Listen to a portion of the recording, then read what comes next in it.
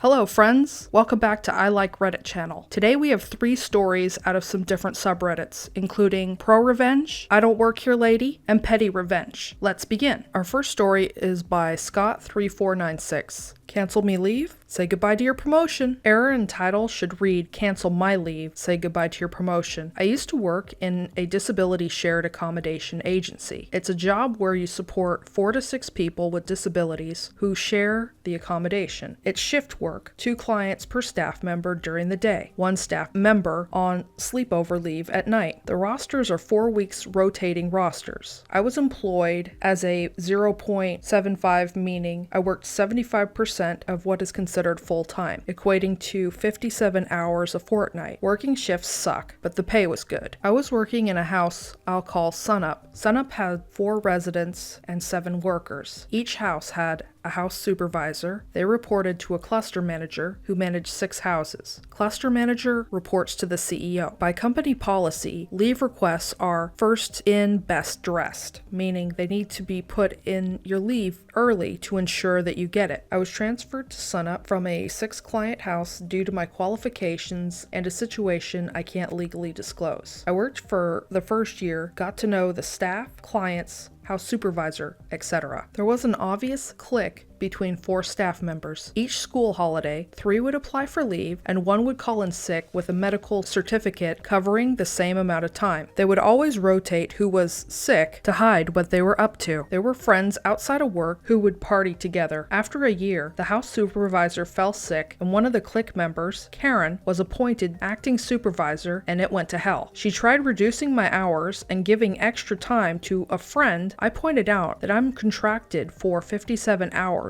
a fortnight, so I'm getting paid for 57 hours a fortnight. Her friend got extra shifts, were given the best shifts, and were all around favored by Karen. In January, I put in leave for March school holidays. Karen rejected it on the grounds that others had already submitted leave. Her clique all applied for this time. I left it alone. In March, I checked the leave calendar for the June school holidays. Each house had a leave calendar so management and staff could check whose scheduled leave is. It was empty. I submitted leave again and it was rejected. Karen said, "Sorry, you were too slow." Karen said that A, B, and C clique already submitted leave. The next day, the leave calendar showed this. In May, I checked the Christmas leave calendar, put in my leave, and sure enough, I got the same results. This annoyed me. As I have a family, I wanted to take on holiday. I spoke to the cluster manager, also part of the clique, who said there was nothing I could do. Note, I had not taken leave in 2 years. January, the following year, the clique was on holiday. We had a gastro outbreak across our facilities, so we were short-staffed. All available staff, including CEO, was covering shifts. I was rostered with the CEO 1 shift. During the shift, he said to me, "OP, you have a bit of leave accumulated. You should probably take some." Me, I put in 3 requests last year. All were rejected, as others apparently already applied for those dates. CEO, "Let's lock in your leave now." Me, "Okay, how about 4 weeks over Christmas?" I filled out the form. CEO signed it off. He filled out the leave calendar and put my application in Karen's pigeonhole. I was on sleepover that night, so I took my application, photocopied it myself, and replaced it under a mountain of paperwork in her pigeonhole, knowing she wouldn't see it for a few months. In March, I checked the leave calendar. I noticed my Christmas leave disappeared and replaced with Karen, A, B, and C. I didn't say anything as I had leave form with the CEO's signature. Fast forward October. Original house supervisor passed away. Acting supervisor was appointed permanent supervisor by the cluster manager with a mandatory 3-month probation. December comes around. First week of my leave, I get a call from Karen. "Where are you?" Me, "On leave." Karen, "I didn't approve any leave. Get your butt to work now." I come in. Karen chews me out, stating she didn't get an application form. Karen went on to say, "Even if you submitted it, I would reject it, as you should know by now that we always take 2 weeks in December/January. She wrote me up for insubordination, and I worked that shift. When Karen left, I emailed the CEO filling him in on what had happened. He called a meeting with me and Karen. CEO, "What happened?" Karen cutting me off. "OP took it upon himself to approve leave. I wrote him up for skipping work." Me, "Actually, I submitted leave in January while you were away." Karen,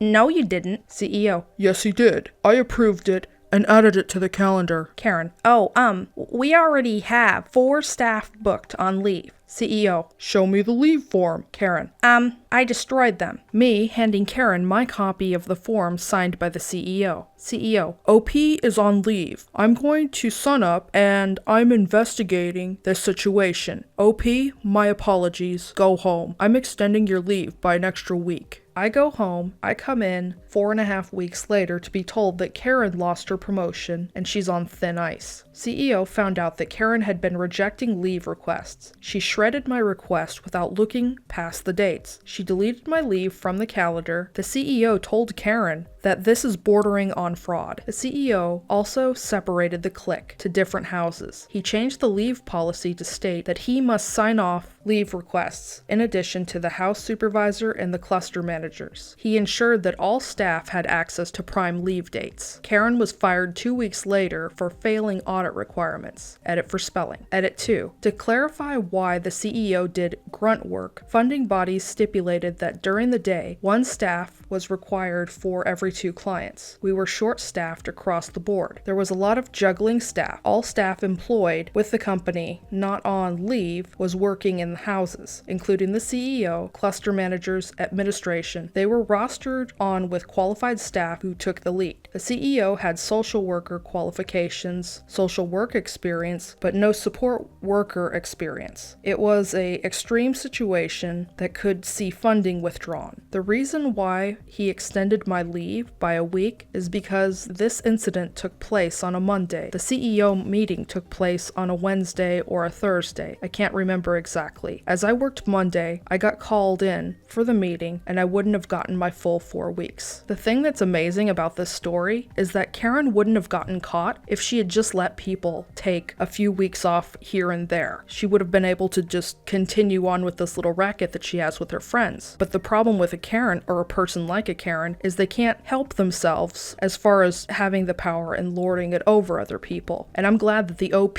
was able to get their leave in the end and enjoy it, and Karen got fired and the clique got broken up. Anyway, on to our next story. If you've been listening until here, please drop a heart emoji in the comments section down below. Our next story is posted by Road Rascal. That's not my tanker truck lady. Just discovered this sub, and holy lutfish dinner, I have a doozy from a couple of months ago. Short backstory. I got off a 14-hour shift. I work for a utility company, and this took place about 5 a.m. in a small suburb of the Twin Cities in January. I stopped for gas at a local Stop and Rob and a few snacks for my upcoming shift at 2 p.m. Another 14-hour shift, lots of overtime. I pull into the station, and the tanker truck is there for delivery. I get out and fuel up my run-of-the-mill boring box on wheels and started to go inside the store. About 5 feet from the entrance, I hear a slight squealing of tires and watched a monstrosity of an SUV, Lincoln Navigator I think, roar around the tanker and parked about 1 foot behind it. I was already beat tired and didn't really think anything of it since people do drive a little nuts around here. I'm in the store looking at what kind of garbage I can eat for the day and maybe a couple of energy drinks for later that night. This is when the fun begins. M is me, CL is crazy lady, SD is sheriff's deputy. CL, hey you, hey! Me, turns head to look at lady staring right at me. CL, you need to move your truck. Me, puzzled look on my face. CL, yes, I'm talking to you. You need to move your truck now. Me pointing at the salt-crusted SUV at pump number 5. You mean that car? Crazy lady, no, the tanker truck. It's blocking the tire pump. My tire light is on and I need to fill it up. Now, I'm in a big hurry. Funny thing is, tire fillers have about 20 feet of retractable hose on them. Me, that's not my semi. Crazy lady, I just watched you walk inside 30 seconds ago. Me, that's not my truck. Now, I'm beginning to wonder why she thought I was the truck driver. We probably have on the same high-vis yellow coat with silver reflector stripes that's just as common as blaze orange during deer season. Me, that's not my truck. I don't work here. Get the hell away from me. At this point, one of the local sheriff's deputy walks right before I say get the hell away from me. I see them here quite a bit in the morning to get coffee. Sheriff's deputy walks over and asks, is there a problem here? Crazy lady, this guy needs to move his truck. It's blocking the tire pump. I'm in a big hurry. One of my tires is low. Me to sheriff's deputy, my car is over at pump number 5. I don't know why this lady thinks I'm the semi-driver. At this point, I'm wondering where the driver is, either in the back office doing paperwork or destroying one of the toilets in the restroom. Sheriff's deputy to crazy lady, okay, Show me what you're talking about. They both go outside and walk to the back of the tanker truck. Me, I pay for my gas and snacks, and here comes the truck driver out of the restroom. It's probably going to need a power washing. As I'm walking out to my car, I see the deputy pointing to the back of her car, and they were talking about something. I couldn't hear them. Sheriff's deputy and crazy lady walk back inside the store just as the truck driver was walking out. Yep. He was wearing a similar high-vis coat. I put my snacks in my car, and now curiosity has struck me. I walk over to Crazy Lady's SUV and saw that it has whiskey plates on them. Maybe it's her, maybe it's her husband, don't know. Then I saw it. I couldn't believe my eyes. The freaking license plate showed October of 2018. They were 14 months expired. I got a good laugh and hope that Crazy Lady got a ticket for expired tabs. I went home and got some rest. First off, I didn't know what whiskey plates were, so I looked them up, and apparently in Minnesota, if you've been convicted of a DUI and you still have to drive your car, you get a special plate on your car with a W in front of it, basically showing everybody that you've had a DUI. I don't know what goes with the whiskey plates. I don't know if the person with the DUI is on thin ice, like if they get in trouble or if they get a ticket again, like if they lose their license or any of that stuff. Please comment in the comment section if you know. My state of California doesn't do whiskey plates. Fines, jail time, suspension of license, probation period are typical punishments for DUI. The other thing is, if your tags are 14 months out of date, the last thing you want to do is show a sheriff's deputy who is probably going to cite you now for having expired registration. But that's entitled people for you. The rules apply to everybody but them. Anyway, on to our final story. Our final story is by Park ESC. Loud neighbor gets silenced. When I started my sophomore year of college over 2 decades ago, the guy who moved into the dorm next to me was just the stereotypical meathead jock who was kind of overweight, and it turns out was a crappy neighbor. 2 things about these dorm rooms. 1, the walls were rather thin. Not only did I hear every decibel of his loud music and TV, but one night he brought some girl home with him for some fun. The whole time I was thinking to myself, unless she lost a bet, she wasn't going to be happy until the check cleared. The room on the other side of the wall from my bedroom was his bedroom, and for that encounter, I could see the walls bowing in and out. It still makes me shudder. 2, the rooms had drop ceilings, like offices with cubicles built by the lowest bidder. This will come into play later. Anyway, a few days after the fall semester that year, I discovered the guy had a habit of blasting his TV at full volume from 11 p.m. to 1 a.m. Since I had to be up before 7 a.m. 4 times a week, this was not okay by me. Despite my complaints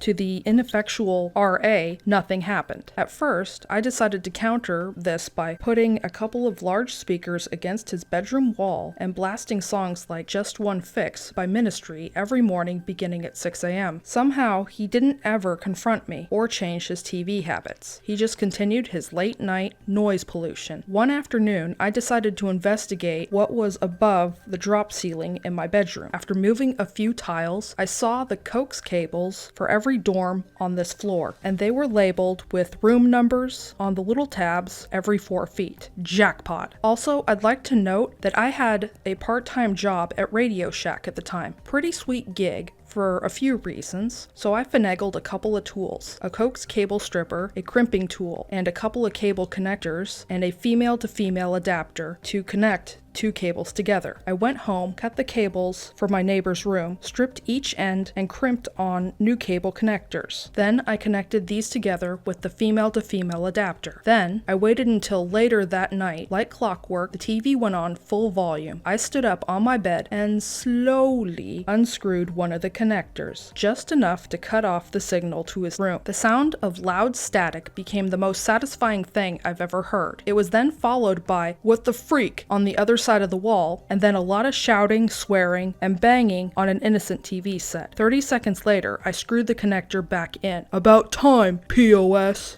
A minute later, I unscrewed it again. The shouting and banging continued, and I just let it escalate for a couple of minutes, to the point he was just bellowing in impatient rage. He honestly sounded like a humiliated water buffalo that was somehow capable of making vaguely human speech-like vocalizations. He finally gave up and shut off the TV. It was 11:13 p.m. I screwed the connector back in and finally got a good night's sleep. FYI, this went on for 4 more days. On the 5th day, which also happened to be trash day, we set our plastic bins outside the door for trash pickup. I walked out to see the shattered remains of a 20-inch Emerson TV set sitting in front of my neighbor's room. The plastic shell was deeply cracked in a few places, and the glass tube was shattered, and even the power cord was yanked out and draped over the TV's lifeless husk. I chuckled and then stood over the TV and bowed my head in a moment of solemn reflection. Farewell, Emerson TV. You had to be sacrificed in the name of sanity, peace, and quiet. Wherever you end up, I hope you'll be in a better place. Anyway, that's all the stories I have for today. Links to the original Reddit posts will be in the description box below. Please stop on by Reddit to give the OP some love and an upvote. If you enjoy my content, please like and subscribe to my channel. Don't forget to hit the bell notification to let you know when I've uploaded new videos. Thank you for watching and have a great day.